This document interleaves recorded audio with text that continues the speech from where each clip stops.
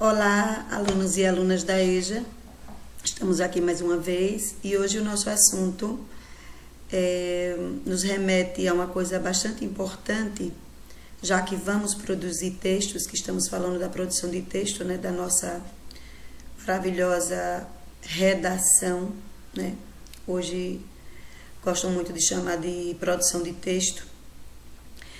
E na concepção de criarmos e elaborarmos bons textos, devemos entender que existe um uso adequado, né? Um uso que nós chamamos de registro formal, né, da nossa língua, na hora de produzirmos um texto. Nós sabemos que o homem, né, no decorrer de sua história, né, a linguística já nos coloca isso, sobre o uso do signo linguístico mais importante criado pelo homem e o mais utilizado também, que é a nossa língua, né? O verbo, né, propriamente dito. Ele criou a música, ele criou a dança, a pintura. Isso são exemplos de signos não verbais de comunicação. Mas a nossa matéria-prima essencial para a construção do nosso texto, elaboração de nossos textos e também para a nossa comunicação oral, a nossa matéria-prima é a língua. No nosso caso, a língua portuguesa. Então, vale ressaltar que nós temos o que chamamos de, a gramática ela coloca, né, como variações linguísticas. O que seria isso? Seria o uso adequado, né? O uso formal ou informal, né,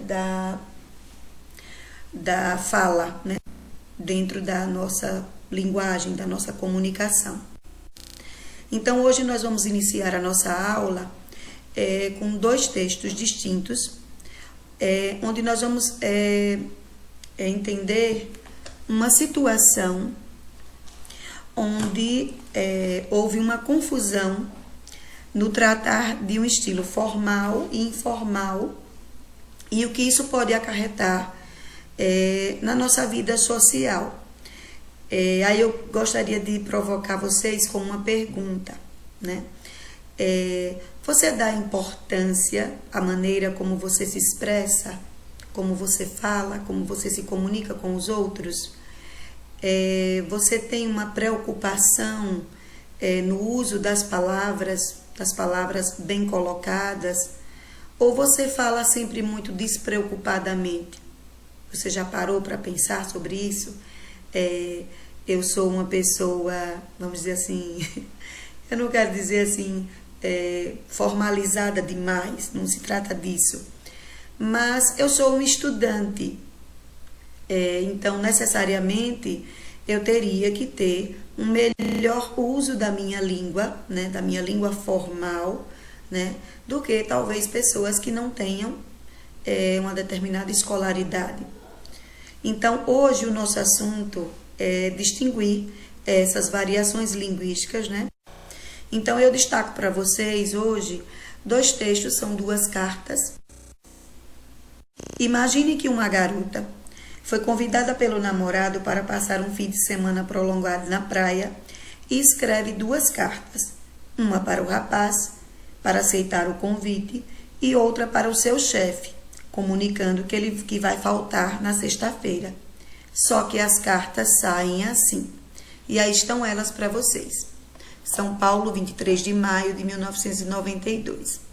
Prezado Senhor, tenho o prazer de acusar o recebimento de sua mensagem no dia 22, onde Vossa Senhoria convidava-me para um fim de semana no Guarujá, a iniciar-se no dia 30 do corrente mês.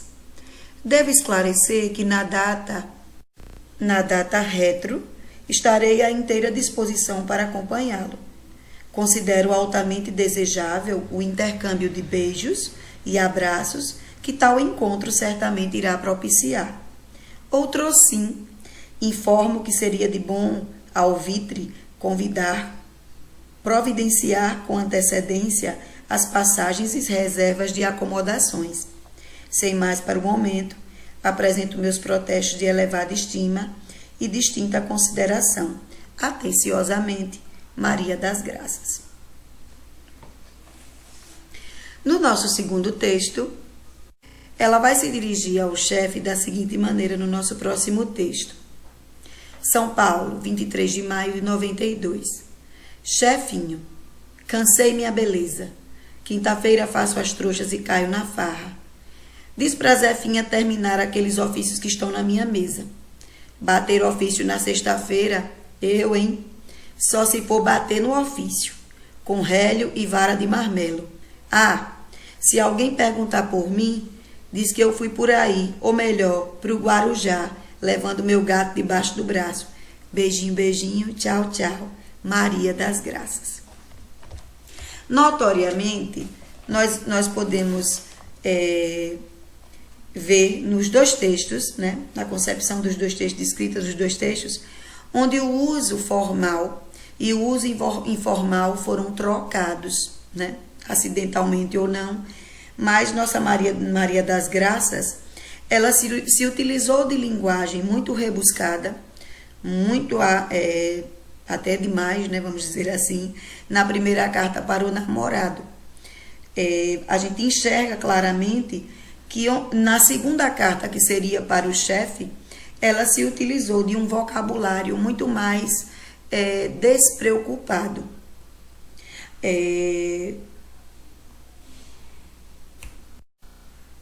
O uso das palavras no nosso segundo texto, ele mostra, né, que houve uma confusão nesse uso, no grau de formalidade, né? Existem situações, né, quando conversamos em situações informais, descontraídas de intimidade, costumamos usar mais palavras e expressões que não usaríamos numa situação formal, né, mais solene, cerimoniosa, como, por exemplo, numa carta dirigida, né, mesmo que seja uma carta simples, né, ou um bilhete para o chefe, nós teríamos que usar um vocabulário, vamos dizer assim, mais apurado. E o que seria isso, professora? É o que a gente chama de uso padrão da língua, né? O uso formalizado da língua. O registro formal e o registro informal. O que seriam eles? O registro formal é a linguagem elaborada a partir das regras da gramática normativa.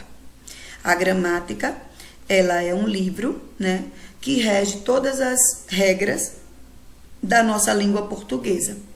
Então, nós temos um código, né, criado, né, um código linguístico muito bem elaborado por pesquisadores gramáticos, e esse código, ele nos traz, como uma bíblia, né, vamos dizer assim, as regras que nós devemos seguir para construir uma linguagem oral ou escrita formalizada.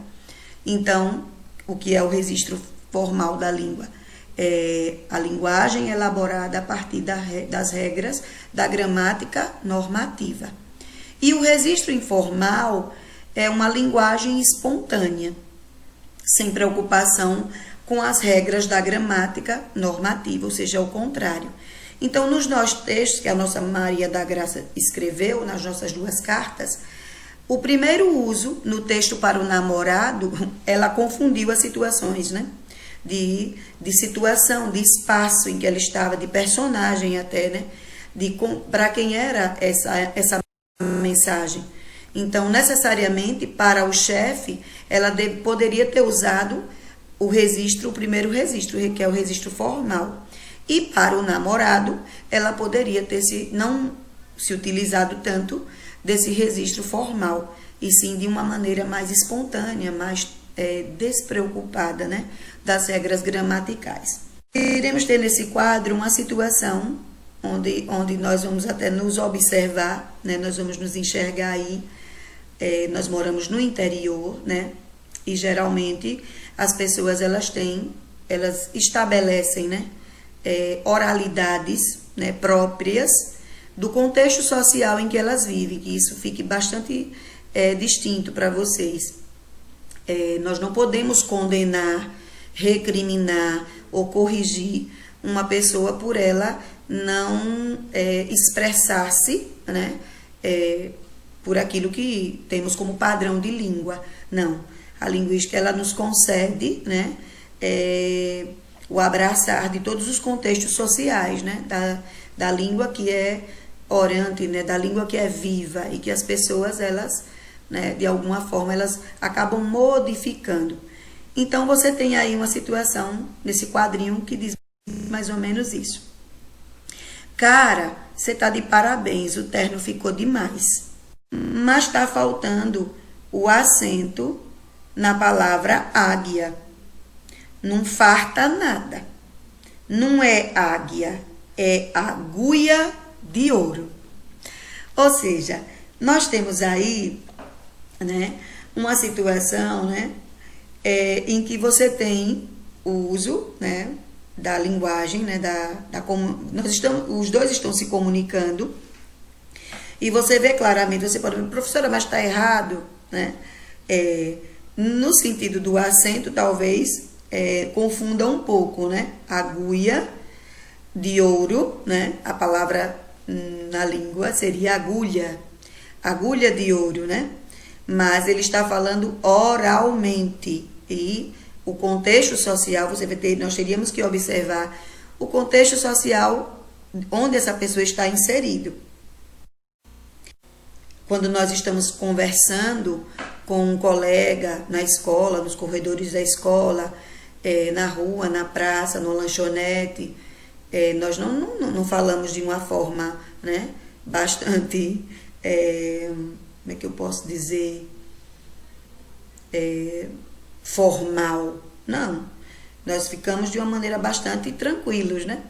Há quem acha até, quando a pessoa ela se expressa muito bem, você acha que aquela pessoa até fica um pouco antipática, né? Eu tenho alunos que eles gostam muito de dizer, professor, o português é tão difícil. Mas eu tenho outro adjetivo, né, para a língua portuguesa, que eu não acho que ela seja difícil.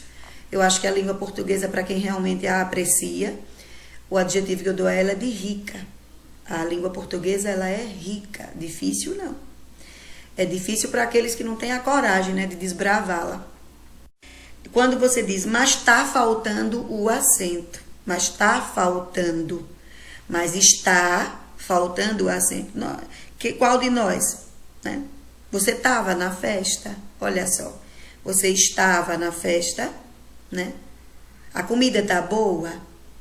Isso são expressões muito cotidianas nossas, né? A comida está boa? A comida está boa? Então, o uso do verbo estar, né? Não farta nada. Não falta nada.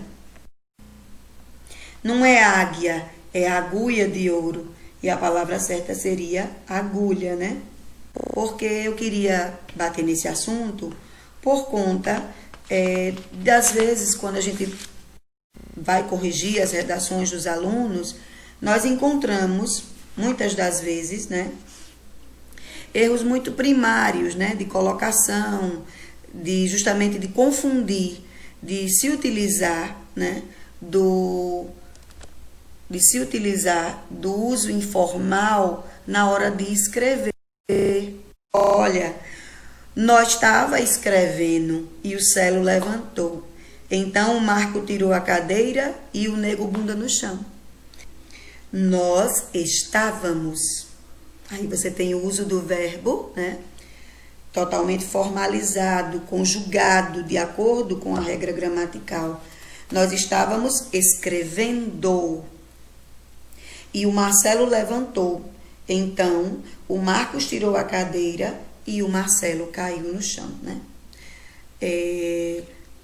Esse assunto, essa pequena demonstração, é porque nós vamos fazer, né, treino de algumas questões, onde vocês verão os termos escritos em linguagem informal e vocês vão transformá-los e escrevê-los, colocá-los na linguagem formal.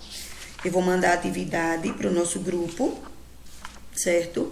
Para a gente começar a verificar, né, a produção pequena, de pequenos enunciados, onde nós vamos tentar, né, colocar a linguagem formal, mas, vamos dizer assim, mais visível, né? Na nossa construção frasal. Então, por hoje é só esse pequeno trechinho, né? Nós iremos para, eu já falei, né? Nós iremos para a questão de texto narrativo, né? Os elementos do texto narrativo será a nossa próxima aula, onde nós vamos trabalhar os elementos constitutivos do texto narrativo. Por hoje é só, né? E nos encontramos na quarta-feira na nossa sala de reuniões, lá no WhatsApp. Boa noite.